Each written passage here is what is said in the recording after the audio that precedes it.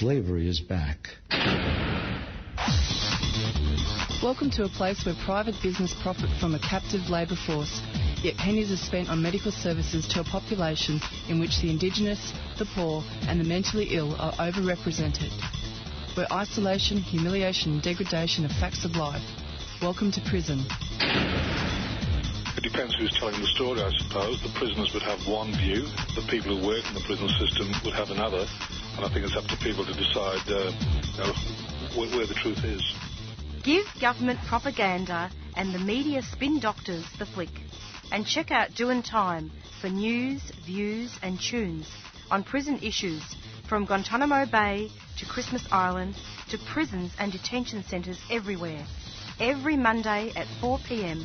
on your community radio 3CR. We are still fired up and we're still talking about revolution. Hello and welcome to the Doing Time show. I'm Pete. Going to have a big show today. At first, we're going to talk to some pre-record of some Anarchist Black Cross members in Indonesia and some political prisoners there. Then we're going to speak to Lisa about letters from the inside in Castlemaine. She's from Castlemaine. That's Victorian Central Victoria, sorry. And welcome to the Doing Time show. We're just going to talk to some Anarchist Black Cross members in Indonesia about some political prisoners that got arrested in May Day in Indonesia. And if you want any more information, you can go to Anarchist Black Cross Indonesia, and there's be more information after this interview. Hello. Welcome to the program. Can you tell us what's happening in Indonesia with the political prisoners? Okay. Thank you for the interview today.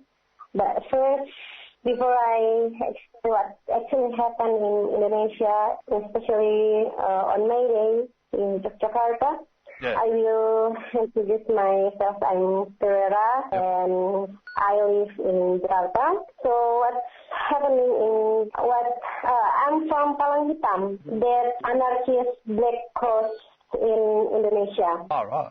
Okay, and what's happening in Jakarta on May Day, there are 69 people have been arrested by the police. Really? Yeah, and then it's already two months.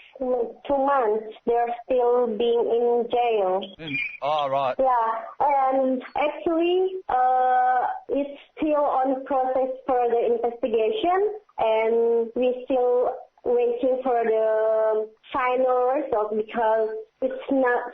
We're still waiting for the court proceeding, and then but from the 69 people, there are only 11 until now. 11 still in prison? Yeah, 11 people. Where is the prison? Where? Yeah.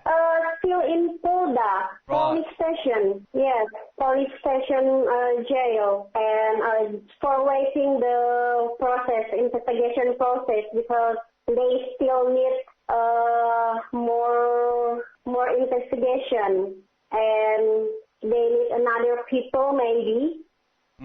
So our 11 comrades still in Polda, Yogyakarta. Oh, really? And why only 11 from 69? Because the 11 people, they are in video, in police. The police get the video that they burn the police post in Yogyakarta and hot the Molotov.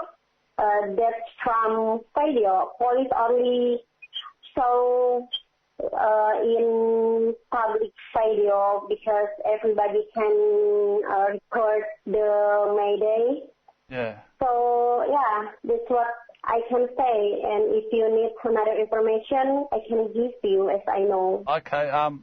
Why were they arrested on May Day? Yeah, because they burned the police post. Oh, right. Then in Indonesia, when people burn something that say property, they will think that we are terrorists. They don't know about another ideology. They only think, oh, you are terrorists. You burn the property using the Molotov, and so that's why police prophesize the citizens around the place, and they beat us, punch us, and then arrest us to the polda, being in jail. Yeah, that's what actually happened in May Day in Jakarta. Yeah, right. Can you talk about repression in Indonesia? Yeah, so bad, because in Indonesia, all the for everybody who do the things like that or the same things that against the state, that governments and the police will give us like a punch and violence, and then give us very pressure, and then they will not give us the time for talk, like, oh no, I'm not this, and then they only think, oh, you are totally wrong, you are terrorist, and you burn the property. Yeah, in Indonesia, that's really a bad thing about that, and everybody. No, I mean not everybody, but only like people who imagine to the high level of society think the same way. They know what actually happened in the other part of Jakarta, because they believe that what government think and do and want to do in Jakarta, they believe in government totally. How can you help with these prisoners? Sorry. Okay. Can you repeat? How can you help? Sorry. Can you help with these? I mean, how can you help with the political prisoners? What we do for help the comrades, or? Yes. We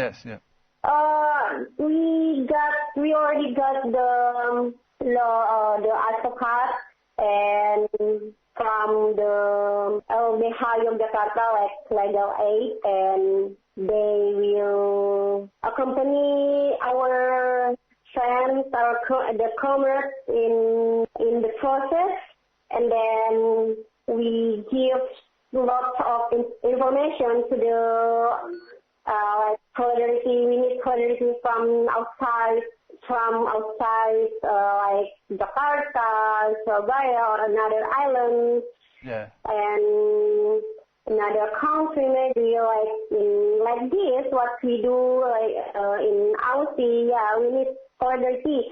So this information will be up even more. So there's a lot of people will know this information, because this is not only about we burn the police post, but why we burn the police post. A lot of people don't care about the reason why we burn the police post. We only see that we burn the police post because they don't care what actually happened in Yogyakarta new airport. Have you ever heard? New Yogyakarta International Airport.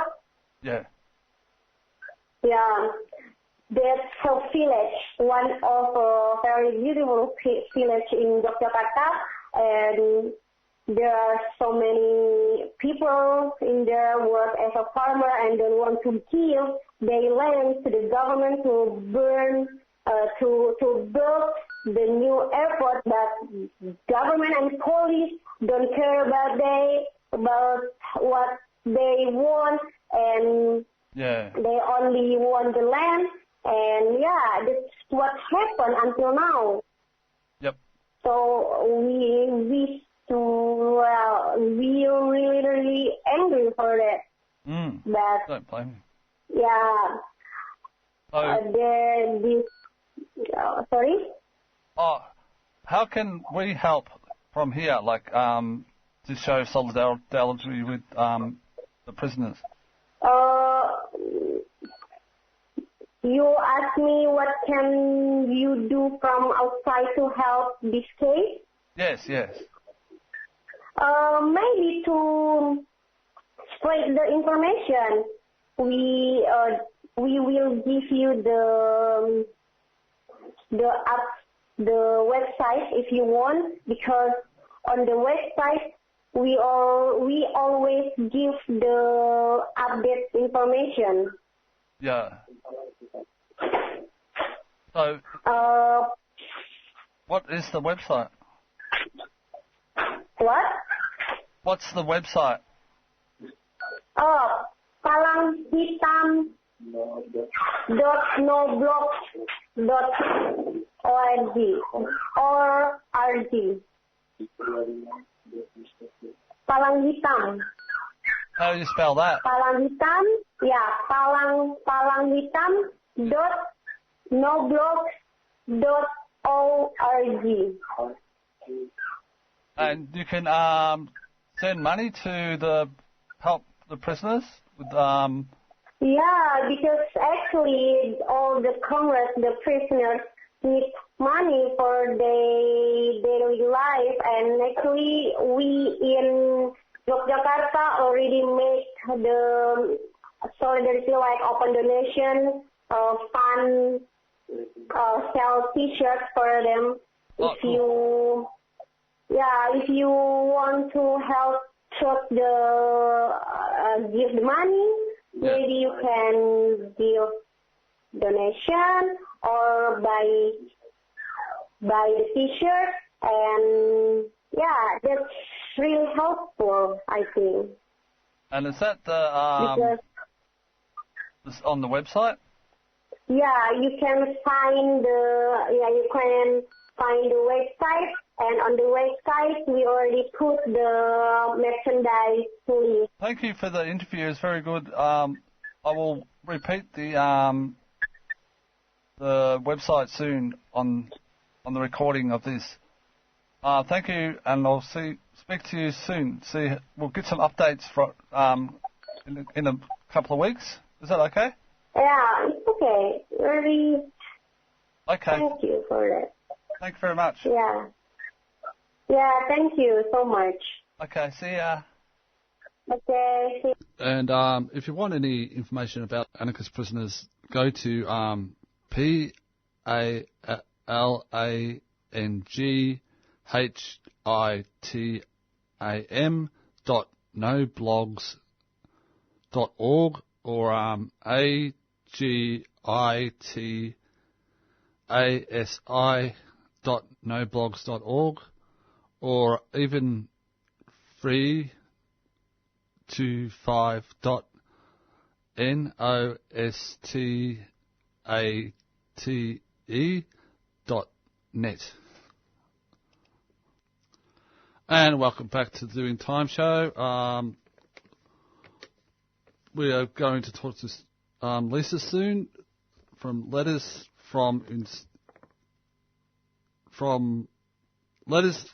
the Inside is a spoken word performance of letters written by men and women in central Victorian prisons.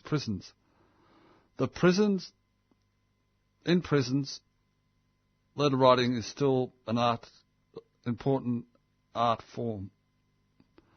In Australian context, the letter allowed Ned Kelly to express passionately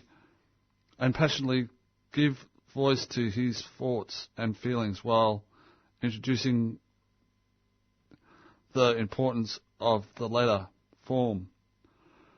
In our colonial history, we will be speaking with Lisa, literary advocate and activist. She will give a report back of some performances that have happened around Castlemaine. And we have Lisa on the line. How are you, Lisa? I'm great, thank you. That's good. So, welcome to the program. Can you tell us about the spoken word event that happened in Castlemaine? Yep. A few days ago, we had the Letters from the Inside performance that was performed in Castlemaine. It was performed twice in Castlemaine at the old Castlemaine jail and once in Maryborough. Oh, whereabouts in Maryborough? It was at the Trucks Cafe and Bar. Oh, cool. What was it like? The performance was great. It was very moving, and I had excellent feedback from the audience. Yep. It was wonderful. Yeah. Awesome. Can you talk about letter writing in prisons? How important it is? Sorry. Yeah, definitely. So, as we know, there's limited means of communication when you're in prison, and phone calls are costly. Yes. And you have to wait in line, and you also have you can only use the phone for a certain amount of time, and in certain times. And then if you haven't got anyone for whatever reason, visits might be not practical. So letter writing is one way that prisoners can communicate with their friends and families and the outside world. So it's been like that for hundreds of years as a way for people to communicate in a relatively cost-effective way. Yeah. So Ned Kelly was quite an important figure. Can you talk about how his letter writing contributed to colonial history? Yeah, so Ned Kelly wrote the Jerilderie letter way back in the, I'm trying to think when it was, 18 something or other, around 1879. Yeah. And it's a really important document, I think, for Australians. I mean, he dictated his letter to another Kelly Gang member, Joe Byrne, and as we also know, in prisons,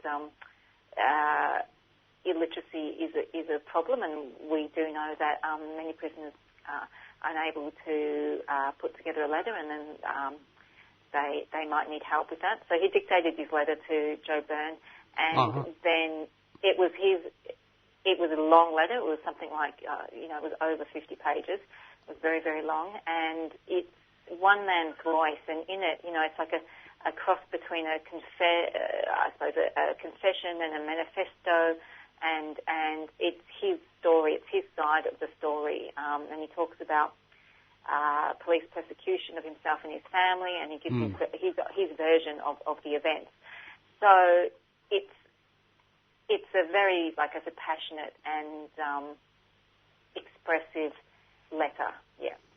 Yeah, it's like a tool, isn't it? Like to get people. And interestingly, it was deemed. They didn't publish it or get it out there until 1930. Oh, right. Because I suppose they didn't want people hearing what he had to say, and they might have thought it was a bit too inflammatory or whatever reason. Yeah. So it didn't actually see the light of day with the general public until 1930. Where is the letter now? Sorry. Well, I know there's one copy in the State Library because I've seen it. I think that's the original, and then there was a copy that was made very, very early on, and I'm not 100% sure where that is. So there's the original, and then there's a copy that was made by a newspaper guy, sort of early on, when the letter was written. Oh, right, cool. How important do you think literacy for prisoners is? Oh, it's incredibly important. I mean, I think there's a link between literacy and incarceration rates. And I always remember going to a talk by a Scottish woman who was, chief of police, and her saying that, show me how many kids can't read it at 8, and I'll show you how many prison cells I'm going to have to build. So yeah, right. I think it's a huge thing, and I think that obviously it's people need to be able to communicate adequately and be able to be equipped to deal with the system. And if you have trouble reading and writing, then everything is going to be made so much harder for you. Yeah, that's true. Can you talk a little bit about your own work and your background? Yeah, sure. So I've been working in prisons in Victoria for about 6 years now. Oh, really? I started off doing the Read Along Dads program, which is I go into prisons, so a couple of male prisons and a women's prison, and then the participants choose a book for their children or for their grandchildren or nieces or nephews, and then they read the book out to me and I record it. And then I send out that book and the recording to their children so that the kids can hear the voice of their parent or their grandparent, whenever they want it. So it's on a CD, and they also get a book. So that's a lovely thing that I've been doing for quite a while now. That's been administered and funded by the Friends of Castlemaine Library. So all power to a voluntary group who have got that up and running. Yeah. And I also run book groups in prison, and which has been really, really popular book groups.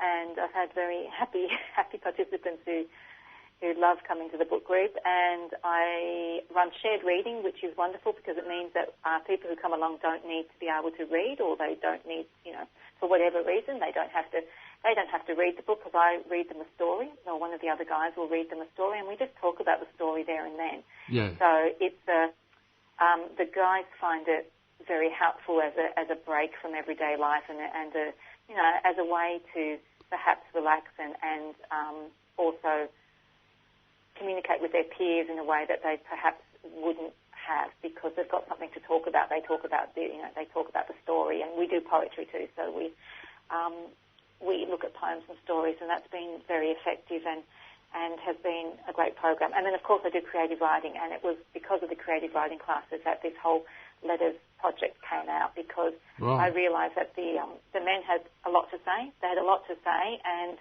it was a way really to get their voices out, and so that they could say it in a structured way in a letter format. And it was a way that they could clarify their thoughts and feelings, put it on paper, and it was put out in a format so other people can go and listen to it and hopefully get something out of it. Sounds pretty amazing. Do you have any more questions? Anything else you would like to say, sorry? I could come up with a question for you, Peter, if you want. No, other than there's such a lot of great artwork I have seen coming out of prisons, and I think that the arts in prisons, whether that be writing or visual arts or plays or singing or whatever, is such I feel it is a very important part of things, and I've only ever seen good results and had positive feedback from the projects that I've been involved with and that other people have been involved with. So it's, I think there's power in these things, and hopefully the powers that be can see that, and that we're allowed to continue to do this kind of work within prisons. Yeah, that's great. Getting back to the poetry, do you run workshops on poetry there inside? Mm-hmm, yeah.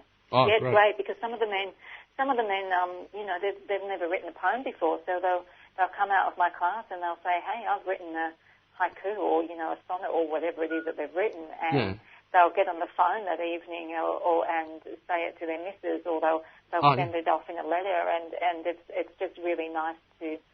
And of course, a lot of the men already in there, they do write, because when they get in, they do turn to reading and writing, whereas because that's a way to pass the time. But the poetry's been quite surprised, because sometimes we tackle poems which I suppose would be thought of quite tricky, and everybody gets into it, and everybody has a go dissecting it, and it's not about formal education, it's not about academic attainment, it's about just enjoying what's there and listening to something there and then, and getting something out of it there and then. So there's no right or wrong way to discuss it. So that's I find that a very it's a very simple but effective way to engage, and a lot of guys, they've gone on to write longer things and to write short stories and all the rest of it. So anything like that, I think can only be a good thing. Good form of expression, isn't it? Oh yeah, definitely, because I think you need it. I think everybody needs it. Everybody needs to have a voice. So do people stand up, read the list to everyone, or they just do it, write it personally and then read it to other people? Do you know what I mean? You mean for the project? Yeah, the poetry. So what? Yeah. So for the two things were separate. So the letters thing was separate. So people wrote letters in creative writing class. Yep. And then they submitted the ones that they wanted to be performed. So they either could be performed or they were in a booklet. And with the poetry, people, if they want to share their work, they can share it within the group. Yep. And the feedback given by the group is always very respectful, and I think the men appreciate the effort that has gone into writing, and they've always supported each other in their writing and encouraged each other, which is really, really nice to see. Yeah, it'd be good if you can link up with 3CR and do it at NAIDOC Week with people there. Yeah. There's lots of potential there for this kind of work, I think. Yeah, fully. Yeah. Thanks very much, Lisa. Appreciate it. Peter, there's just one more thing I wanted to say, that the project was funded by Creative Victoria as part of the Regional Centre for Cultural Program. So there's a whole lot of cultural works going on this year in Central Victoria, and part of that too, there was an exhibition of Indigenous artwork, which is on in Castlemaine at the moment, and a couple of prisoners' work is represented in that exhibition as well. So that's a good year for arts and culture in Central Victoria. Whereabouts are they in Castlemaine? In the prison, like in the old prison? No, it's in the exhibition of Indigenous work, and so it's lots of different people, and that's on in Castlemaine and the Fee Library foyer. Oh, yep. Right. So, you got anything else to say, or? No, thanks. It's been lovely talking to you, and I enjoy listening to the show, and thank you. Oh, thank you. Have a good day. Hopefully we'll talk to you soon about your other projects or something. Excellent. Thanks a lot, Peter. Okay, see ya. Bye. All right. Thanks. Bye. And that was Lisa from Letters from the Inside. And we'll just go to a song now, and this song's called Prison Plague by Plague, I think. And you're with 3CR 855 AM or www.3cr.org.au. I'm Peter. I'm just going to play some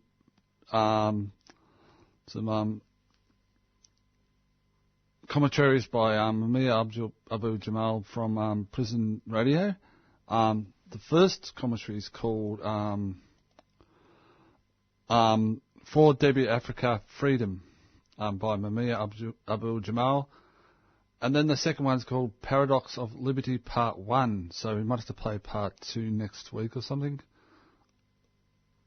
Anyhow, we'll just go to the first one. Debbie Africa. For Debbie Africa, freedom. Debbie Africa is one of a group called the Move 9, survivors of the August 8, 1978 police attack on Move in Philadelphia. From that day to less than a week ago, Debbie has been in a cell serving out an outrageous 30 to 100 year prison sentence, one of 7 surviving Move members. And like other Move members, she served 10 years over her minimum term before release on parole. Upon her release, in comments published by The Guardian of London, she remarked on 2 Move sisters who were not granted parole, Janine and Janet Africa. Debbie said, having to leave them was hard. I was torn up inside because, of course, I want to come home, but I want them to come with me. I was in shock when it didn't happen that way. When Debbie was first arrested, she was 8 months pregnant, and in September 1978, she gave birth to a healthy baby boy, Michael Africa Jr. Fed by her sisters, who smuggled food from the mess hall, she spent 3 days with her son before it was discovered she gave birth, when the 2 were immediately separated. Mike Jr. tells of the first night living with his mother. He knocked on her bedroom door, and when she told him to come in, she was standing there barefoot. He looked down at her feet and realized it was the first time in his life that he had seen his mother's feet.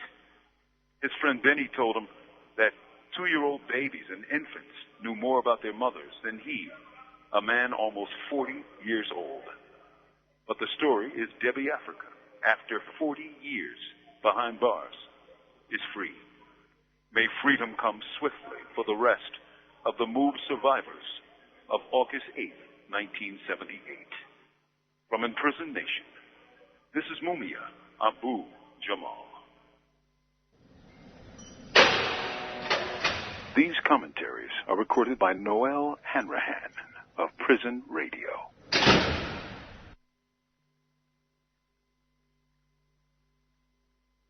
Paradox of Liberty. Lest we forget, this chapter is about the great white Aryan Anglo-Saxon civilization's commitment to follow the sun, civilize the world, and help all the unfortunate savages find Jesus. One of those civilizing Anglos was, of course, Thomas Jefferson. In fact, the Smithsonian installed an exhibit dedicated to the greatest gentleman slave owner of the United States, entitled Slavery at Jefferson's Monticello, Paradox of Liberty. Author Leah Caldwell writes, after visiting the exhibit, it doesn't bode well that if you enter the Jefferson exhibit not knowing what slavery was, you might come out thinking it was an intensive training program for highly skilled craftsmen. Nevertheless, Edward Rothstein's review in the New York Times is a classic example of the establishment's Fourth Estate protecting the status quo. Sit down, don't rock the boat. When he actually criticizes the exhibit for stating that Jefferson's Declaration of Independence did not extend life, liberty, and the pursuit of happiness to African Americans, Native Americans, indentured servants, or women. Rothstein wrote that this pushed too far, and that each of those cases needs different qualifications and examinations. They distract from the subject. In his autobiography, Narrative of the Life of Frederick Douglass, the great social reformer remembers his first thoughts regarding his condition. In fact, his reflections on his own experiences offer an appropriate response to Jefferson's cheerleaders. Why am I a slave? Why are some people slaves and others masters? Was there ever a time when this was not so? How did the relation commence? Once engaged in the inquiry, I was not very long in finding out the true solutions of the matter. It was not color, but crime, not God, but man, that afforded the true explanation of the existence of slavery. Nor was I long in finding out another important truth. These, what man can make, man can unmake.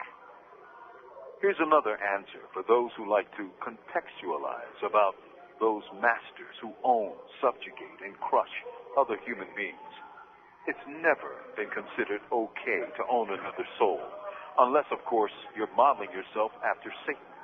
Remember, this wasn't during the lower Paleolithic period. It was during the so-called Age of Enlightenment. In his essay, Jefferson's Crime, Not Mitigated by the Standards of Time, journalism professor Robert Jensen frames Jefferson's blameworthiness. Certainly Jefferson was familiar with pain and the arguments against slavery. Certainly Jefferson was aware of the existence of the idea that all humans had an equal claim to liberty, and the argument that Africans should be considered human in these matters. Certainly, there were many different ideas about the institution of slavery and racism in play at the time. So we're not judging Jefferson by the standards of our time when we point out the way in which he employed racism to justify the barbarism of slavery. We are acknowledging that others in Jefferson's time, including such notable figures as Paine, articulated anti-slavery and anti-racist principles at the same time that Jefferson was, in 1781, writing in his notes on the state of Virginia about the natural inferiority of blacks. Discussing the night side of Jefferson's legacy in the radio documentary American Icons, Monticello, American artist Myra Kalman suggests, if you want to understand this country and what it means to be optimistic and tragic and wrong and courageous, you need to go to Monticello. Tragic and wrong, for sure. Monticello. Jefferson's neoclassical Virginia brick villa stoically perches above 5,000 acres of rolling green hills, his plantation once tended to by hundreds of African slaves. From Jefferson's divine resting place, vistas stretch forever, and the Blue Ridge Mountains loom to the west. Monticello is a popular tourist attraction, where Jefferson's slavery component is, for the most part, whitewashed down the hillside, where it flows to the Rivanna River, which connects to the James River, past other sprawling Virginia estates that should rightly be categorized as America's colonial terrorist camps, also known as plantations. It's as if we've been erased, observed one African-American visitor. The iconic architectural element of Monticello is the dome structure that towers above all else on his celestial home. Many believe that dome to be nothing more than a stately aesthetic element, but factoring in Jefferson's obsession with African slaves, actual testimony from his slaves, and an architectural concept called panopticon, a darker, more deviant purpose emerges. Quote Bob Dylan, all along the watchtower, princes kept the view, while all the women came and went, barefoot servants too. Lucia Cinder Stanton, Monticello's senior historian, envisions Monticello as a panopticon with Jefferson the all-seeing at the top. He could see everything that was going on. Jefferson's library contained a copy of a book called Panopticon that outlined a new and controversial prison design that called for circular cells surrounding a central watchtower. Inmates would be unaware if they were being observed. At least 2 former slaves talk about Jefferson with his telescope, watching enslaved people at work, Stanton reports. So this whole concept of surveillance from his central place on the apex of the mountain came through the oral tradition. He could see out, but nobody could see in. Equipped with his telescope, this warden in a powdered wig would gaze down from his heavenly dome, tracking his enslaved labor force on Mulberry Row or in the fields or wherever forced labor took them. The enlightened Jefferson kept meticulous records of almost everything associated with his life. Two subjects stand out: vegetables and slaves. Novelist and Professor Jamaica Kincaid with regard to lettuce, cabbage, carrots, cucumbers, and peas. The garden book has details of the things he planted, the food he planted, but it looks as if it just falls magically at the table. So he'll say, peas were planted. 6 weeks later, peas appear at the table. There's no involvement of labor. There's no soil at all. It's as if it's eaten. It doesn't have any evil in it. But when it comes to the checklist of Negroes owned, as calculated by Jefferson, Kincaid says, the farm book, on the other hand, is all evil. Very similar to his book about peas, corn, beets, and other vegetables, the farm book is a painstaking record of the human beings Jefferson owned. Betty, Martin, Thenia, Critta, Sally, Johnny, Daniel, Molly, and so forth. Sinister? Yes. Evil? Absolutely. More fairy tales about America's founders? Of course. Here's how the Monticello website heralds the bullshit. Monticello was home not only to the Jefferson family, but to workers, black and white, enslaved and free. Workers? Jesus Christ. American bullshit runs deep. Jefferson historian Joseph Ellis underlines Monticello Tom's warped sense of his Teutonic responsibility. Jefferson argued that one of the reasons that he couldn't free his slaves was that once freed, the blacks would intermarry with the whites and would dilute the pure Anglo-Saxon race. Well, he's fathering children by Sally Hemings, and some of them look almost purely white. And again, you get a Faulknerian scene. He's eating dinner, and he's being served by a slave who happens to be his own son. You've been listening to excerpts from Murder Incorporated, Empire, Genocide, Manifest Destiny, Dreaming of Empire, Book 1. It's written by Mumia Abu-Jamal and Stephen Vittoria. So that was a few commentaries by Mumia Abu-Jamal.